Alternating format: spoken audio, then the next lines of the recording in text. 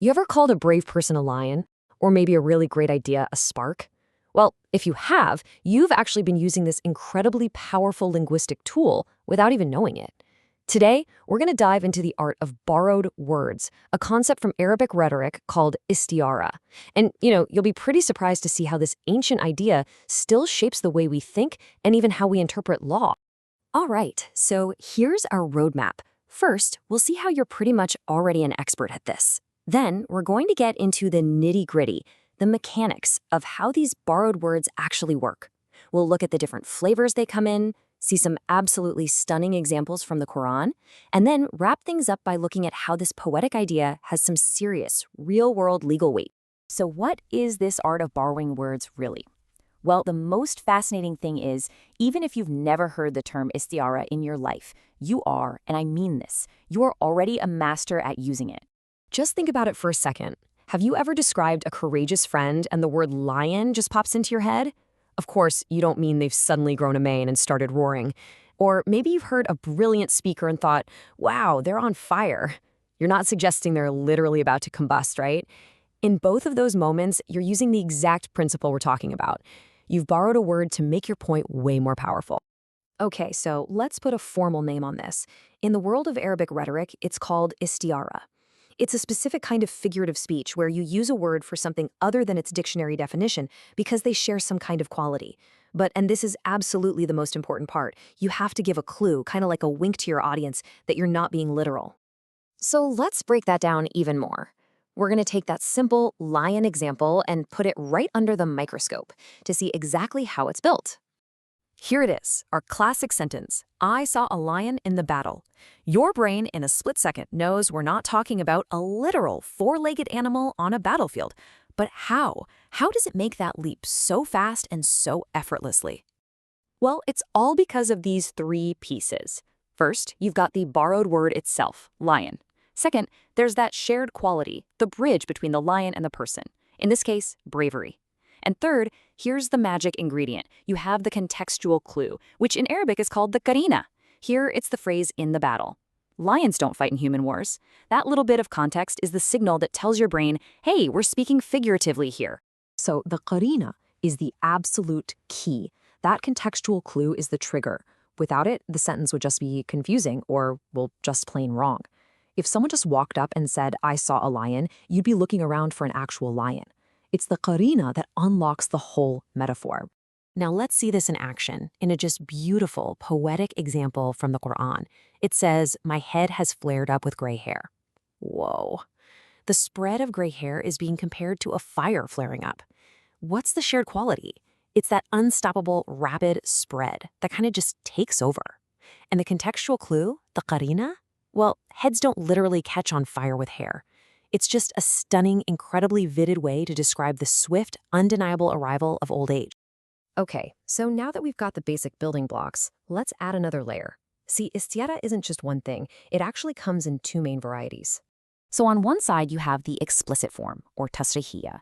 This is what we've been looking at so far, where the borrowed word, like lion, is right there, stated directly. It's simple, it's powerful. But on the other side, you've got the implicit form, or makniya. And this one is a bit more subtle. Here you don't actually say the borrowed word. Instead, you hint at it by using one of its key features. For example, if you say, death stretched out its claws, you never call death a monster, but by giving it claws, you've just painted this terrifying picture.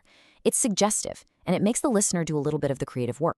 Now, this is where things get really fascinating. Seeing how these powerful linguistic tools are used in the Quran to communicate these deep, profound spiritual meanings. This is where the theory gets very real, very fast. Take this incredible verse. It talks about a book that brings people from the depths of darkness into light. Now, obviously, this isn't about flipping a light switch in a dark room. This is a crystal clear, explicit metaphor. And the meaning just hits you, doesn't it? Darkness, with all its shared qualities of being lost, confused, maybe even afraid, is borrowed to mean misguidance. And light, with its qualities of clarity, safety, and being able to see the path ahead, is borrowed to mean guidance. It's such a powerful, universal metaphor that it just clicks, no matter what your background is. All right, now for an implicit example. The Quran advises believers to lower the wing of humility for their parents. Now this one makes you think for a second. So let's break this one down. First, we all know humans don't have wings. So the qarina here is just biological reality itself.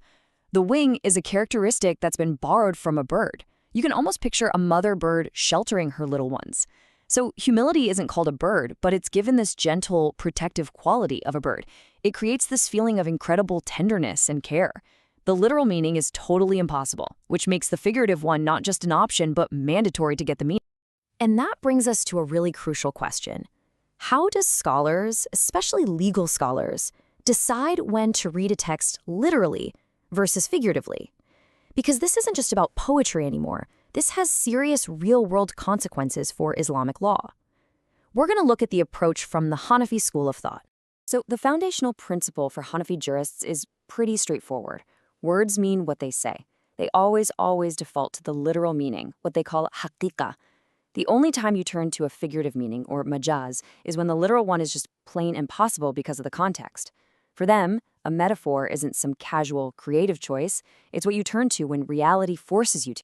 This table right here lays out their whole system. It's very logical, almost like a flow chart. Just take a look.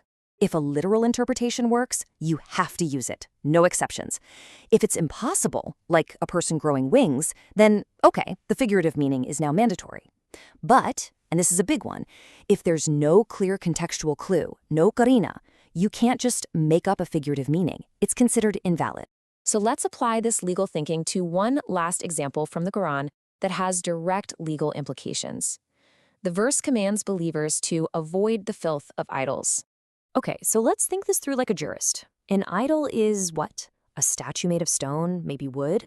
It isn't inherently physically dirty or filthy. So the literal meaning here doesn't really hold up. Therefore, Hanafi scholars see this as an explicit metaphor. The word filth is borrowed to describe the spiritual impurity, the deep sin of idolatry, not actual physical dirt. And that interpretation has real consequences for how one should then deal with those objects. So, as we've seen, a metaphor isn't just some random, fluffy, poetic thing. It's a structured, rule-based system for building meaning, for making abstract ideas feel real, and for getting at some profound truths. So, the final question really is for you.